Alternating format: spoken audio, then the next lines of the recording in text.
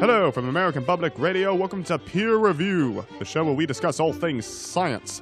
I'm your host, Dr. Bartholomew Winston III. That, of course, is not my real name. I legally changed my name when I obtained my PhD in oceanography from Princeton. My guest today is Dr. James Hansen, a leading researcher in climate change. He was the head of the NASA Goddard Institute for Space Studies from 1981 to 2013. Dr. Hansen, thank you for joining us. Thank you for having me. First question. You made a significant amount of money from climate change, yes? I've been publishing research on climate change for nearly 40 years. And many in the public believe that your close ties to big publishing have rendered your research unreliable. Your response? Who believes that? I do believe I stated many in the public. Listen, I know that there are climate skeptics, but climate change is happening and its effects are being accelerated by the use of fossil fuels. The science is very clear on this. All right, we'll explain the causes driving climate change and its effects in 5 words or less.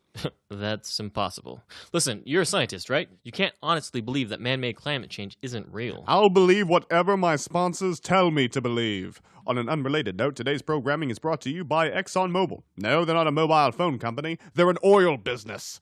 The next time you go to the pump, ask for Exxon Oil. You can't ask for a specific brand of oil at the gas pump. For someone who hates fossil fuels, you sure seem to know a lot about gasoline. Just because I've been to the gas station doesn't mean... Next question. As an employee at NASA, why did you start studying the Earth's climate rather than focusing on beating the Russians to Mars? The Russians? What year do you think this is? Listen, NASA has always studied a wide range of things, and climate change was simply a phenomenon that we began studying in the 1980s. And speaking of the 1980s, today's program is brought to you by BP. No, not Bill Paxton, British Petroleum. Started by an impoverished farmer in the 1980s, BP has gone on to dominate the world's energy market. BP wasn't started by an impoverished farmer in the 1980s? It's called marketing. BP, the world's most responsible oil company. What?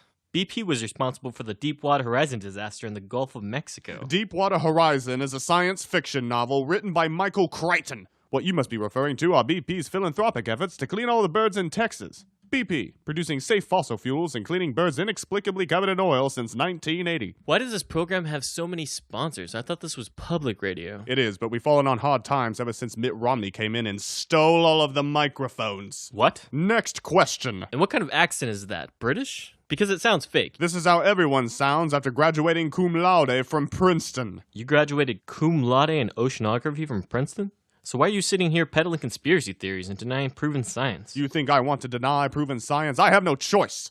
There's no more jobs in academia. The most money I ever made before this job was working as a manager at a Starbucks. It was such a degrading job for a man with 3 PhDs. Why did you get 3 PhDs? It was the 90s! Now back to my aggressive line of questioning. In 1988, you testified before the United States Senate and predicted an extreme rise in temperatures that never came to pass. Explain your embarrassing failure to my audience. No, I wasn't wrong. I gave 3 different predictions based on 3 different emission levels. The first prediction assumed greenhouse gas emissions would accelerate. The second assumed they would stabilize. And the third assumed they would decline.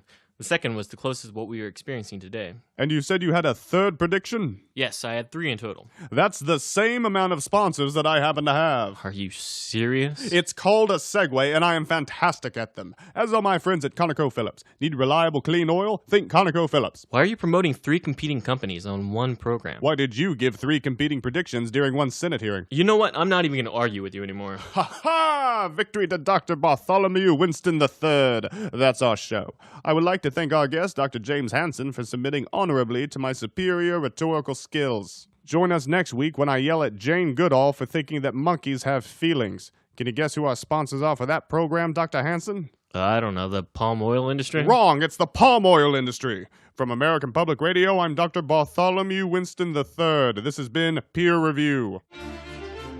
You're an embarrassment to science. That may be, but ever since I started accepting money from special interests, I've begun earning a 7-figure income. My home has 6 bathrooms. 3 of them I've never even seen. How do you sleep at night? It depends on which elaborate bedroom I've decided to sleep in.